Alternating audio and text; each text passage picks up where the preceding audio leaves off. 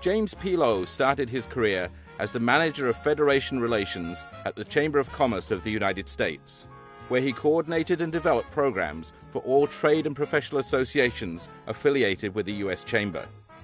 I started out, the most significant first job I had was at the U.S. Chamber of Commerce. The U.S. Chamber, back, we're talking about 30-some years ago, it was a mecca for associations. All the major big associations, trade and professional, belonged to the U.S. Chamber. After 10 years of service at the U.S. Chamber, Jim became president of the American Society of Association Executives. But it was a tough decision to make, to leave Mother Chamber and go to ASAE, which was really not existent. But the chief executives of these major associations were so fervent on getting an association of their own, getting their own profession to grow, hey, I had to go. Jim put the American Society of Association Executives on the map as an association for industry professionals. In addition to increasing both membership and revenues tenfold, Jim also gave ASAE an international focus. When Jim Lowe took over ASAE, it was an organization that was small and unknown. Over the years that he was there, he made it an association of professional association executives. The American Society of Association Executives, when Jim was the president, was always the bellwether of the newest and most imaginative and creative things that could be done in the association community, and Jim is clearly responsible for that, and we've all learned from him from that. Over the years, Jim has had a strong focus on education. A faculty member of the Institute for Organization Management, Jim is also the editor of Business Associations for the 21st Century and has presented scholarly papers on the role of associations in a free society. Probably Jim Lowe was the best mentor in the history of the industry.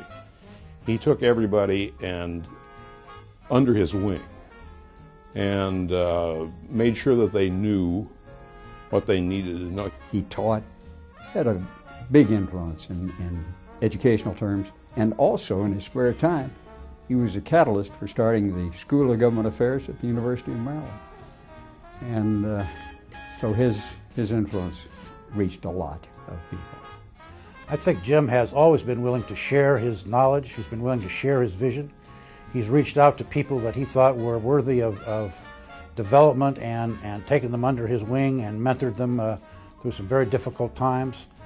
Jim very fortunately has had a lot of experiences and has a good understanding of people, and he's made that work well for him and for those that have sought his advice. Jim has always been active in many aspects of the industry. He was the chairman of the board for Dynamics America Incorporated and a member of the executive committee of the Board of Regents of the Institute for Organizational Management. In these roles, he has helped pave the way for professional development for the meetings profession. Before Jim came along, association executives were regarded as secretaries. Jim made it into a profession. He made it into an executive position. Jim was also intimately involved in the government's Pull for Change as a member of the small advisory group for President Reagan's Office of Public Liaison and a member in the U.S. trade delegation to the People's Republic of China. Everywhere Jim went, he took the message of value of meetings, both socially and economically. Where else in this world can you work in a job? One day you're a lobbyist, next day you're an educator, the next day you're a chaplain holding the hands of some disgruntled members, next day you're a statistician. You have used all the techniques, all the attributes of a professional in just one job. And you don't get bored because one day you're on a train going to Hong Kong, the next day you're downtown being interviewed by the Washington Post. It's a very exciting profession.